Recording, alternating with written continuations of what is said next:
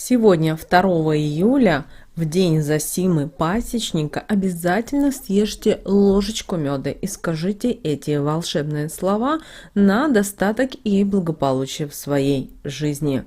Также поговорим в этом видео о народных приметах на 2 июля, что нельзя делать в этот день, на какие стоит обратить внимание моменты, чтобы этот день по народному календарю и приметам прошел удачно и благополучно у вас.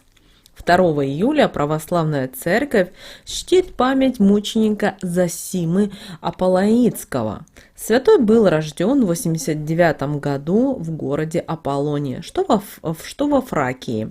По истории, данная область была расположена на востоке Балкан. После отказа от принесения жертв языческим богам он отставил военную службу и с большим желанием и гордостью принял крещение, после чего полностью окунулся в православие и в молитву. За отказ от просьбы язычников был пойман и предстал перед судом, где он показал всем свое мужество, веру в Бога и позицию, связанную с языческими богами, за что и был подвержен мукам. Еще с давнего времени Зосиме было принято молиться об освобождении тела и души от жуткого чувства несправедливости и прочих подобных заговоров. В народе появились такие названия этого дня: День Зосимы, или еще в народе называли этот день Днем Пасечника. Святой Зосима еще в те времена считался покровителем пчел, а среди людей ходила поговорка, что пчела жалит только грешника. Обязательно стоило помолиться святому мученику, попросить здоровья пчелкам и хорошего меда, потому как пчелы давали в сотах людям медик, и Зосим старался каждому помочь в этом. Возле ульев, согласно традиции, было принято ставить икону святого. По пчелам и их поведению могли предсказать погоду на ближайшие дни. Они были отличным показателем и никогда не ошибались. Когда пасечники замечали, что пчелы сильно рвались и летели к своим ульям, это означало, что будет скоро дождь. А если наоборот, пчелы сидели неподвижно на стенках своего улья и ждали сильной и изматывающей жары. К засухе же пчелы были намного злее и жалили людей при любой удобной возможности. Еще на Руси очень большое значение имел мед и воск. Мед не только употребляли в домашних условиях, делали различные лекарства, также служил ингредиентом для различных масок и кремов. Но это еще не все. Мед очень долго служил способом обмена, а в дальнейшем им вели обширную торговлю как на рынках, так и между поселками и городами. Князья и императоры собирали пошлину или дань у людей в виде меда, а до возникновения сахара мед был единственным сладким продуктом у людей. Пчеловодством занимались почти все крестьяне, которые работали сами на себя и знали, что лишь они одни могут себя прокормить и обеспечить. Когда лес колыхал и шумел без ветра, то обязательно будет дождь. Облака хлопьями вместе с дождем в первой половине дня к ненастью. А что касается дождя во второй половине дня, то он и значит быстро закончится. Если к вечеру эти плотные облака будто растворялись в небе, то погода будет приятная и достаточно ясная, без гроз и дождей. Хорошая погода с ясным и тихим небом сулила очень часто по мерцанию звезд на чистом, безоблачном небе или золотистой вечерней заре. Также хорошую погоду чувствовали и кроты. К утру можно было увидеть высокие кочки и большие норки. Это говорило, что будет потепление. Кроты таким образом заготавливали себе место для охлаждения. В таких норках они спасались от жары. В те времена существовала одна народная примета, что в этот день нельзя было считать пчел. Так пасечники выставляли пустые улья рядом с заселенными, чтобы люди не знали и не могли посчитать количество трудях, которые живут и трудятся у хозяина. В сегодняшний праздник, 2 июля, ни в коем случае нельзя было ругаться и уж тем более убивать пчел, так как можно было на себя навлечь сладкую беду. Будьте аккуратны и бдительны в этот день.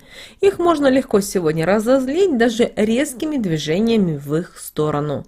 Как мы и говорили ранее, мед служил средством для обмена и продажи и очень хорошо ценился среди наших предков. Но в этот день на базаре и на прилавках нельзя было купить ни грамма меда. В этот день запрещено было делиться этим сладким продуктом, продавать его и использовать не по назначению. Люди считали, что это могут увидеть святые и наказать за такую неосторожность и халатность. В наказании могли отравить пчел, поспособствовать неурожаю, что вело к недостаче продукта. Поэтому дорожите им, купите или запаситесь медом заранее, чтобы не допустить ошибок и не навлечь беду. По народной примете не стоило в этот день давать взаймы или брать в долг все, что связано с финансами, так как это влекло за собой большие финансовые потери в дальнейшем. Кто-то говорил, что это влекло за собой отсутствие возврата долга со стороны заемщика средств, а кто-то рассказывал, что люди привыкали брать в долг и не могли вылезти из долговой ямы. В одном и в другом случае результат понятен и не требовал разъяснений для того, чтобы понять, что стоит избегать такого 2 июля и постараться обойтись без этого. Также сегодняшний день не расположен к начинанию чего-то грандиозного, большого, каких-то новых дел и проектов. Все пойдет не по плану и нужно будет переделывать, поэтому рекомендуем сегодня сделать упор на старые свои заготовки и планы, которые всегда вы откладывали и лежали у вас на полочке под названием «на потом».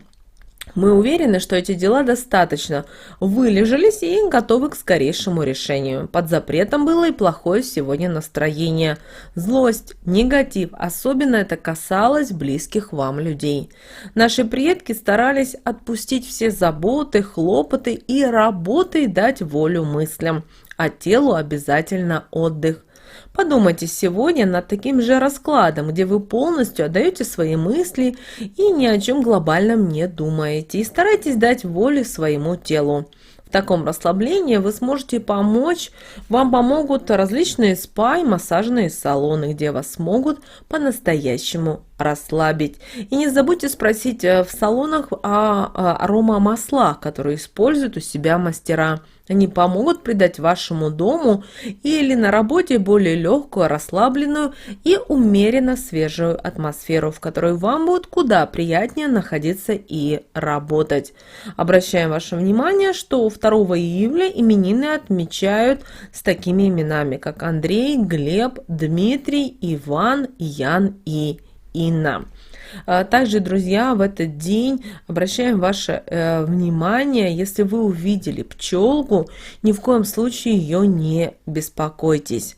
Также обращаем ваше внимание, нельзя 2 июля оставлять духов, которые покровительствуют пчеловодству без внимания, иначе обидятся и выманят всех пчел из ульев, и останется пасечник и без меда, и без пчел. Поэтому принято было делать подарки духам, либо кувшин с медовухой, либо соты. Также еще одних полосатых насекомых в этот день тоже трогать не рекомендовалось, и это касалось ос. Наши прабабушки говорили, что если на зиму разорить осиное гнездо, в дом придут беды. Не стоит в этот день и плакать, в противном случае поводов для грусти станет так много, что их нельзя будет сосчитать, как и слезы. Особенно важно заснуть в хорошем настроении, тогда можно рассчитывать на какие-то дивиденды от судьбы. Запрещено 2 июля и объедаться. В народе говорили, что чем больше набить живот на засиму пчельника, тем меньше будет монет в кошельке на засиму пустынника, а это 2 октября. Не следует 2 июля перестилать постель, выбивать подушки и прочее. Под особый запрет попадает только что купленное постельное белье и покрывало. И считается, что тогда в отношениях в семье, если вы будете это делать, может что-то произойти. Также обращаем ваше внимание, что в этот день нельзя давать кому-либо, дарить или продавать мед, иначе это к финансовым убыткам. В этот день, пожалуйста, старайтесь быть только в отличном настроении, чтобы на целый год вперед добиться благополучия и обращаю ваше внимание, именно 2 июля в этот праздник ложитесь спать только в отличном настроении. Даже если вы чем-то расстроены, вы видите, что у вас что-то не получается. И как мы уже сказали, этот день посвящен святому Засимному пасечнику, а значит и меду. Поэтому именно в этот день, пожалуйста, проведите простую практику с медом, которая поможет вам в осуществлении ваших искренних желаний. Поэтому возьмите чайную ложечку меда, скушайте и скажите следующие слова. Сколько пчелок трудилось, столько и денег прибавится. Сколько сот создано было, сколько ко мне денег подтянется. Истина, да будет так. И далее вы можете запить в мед водичкой. И обращаю ваше внимание, что именно такой мед, он притянет позитивные события в вашу жизнь, поможет сохранить здоровье и служит прекрасной защитой дома от любых невзгод.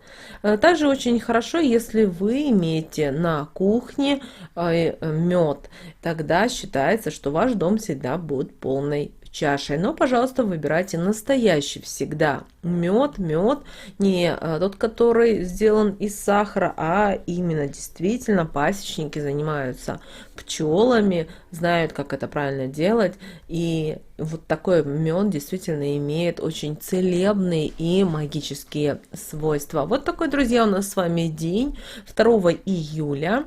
Друзья, обязательно подписывайтесь на наш канал, обязательно заходите как можно чаще на наш канал. У нас на канале очень много полезной, важной и нужной информации. Также, друзья, хотим вас поблагодарить за спасибо, которое вы нам отправляете, нам это очень приятно.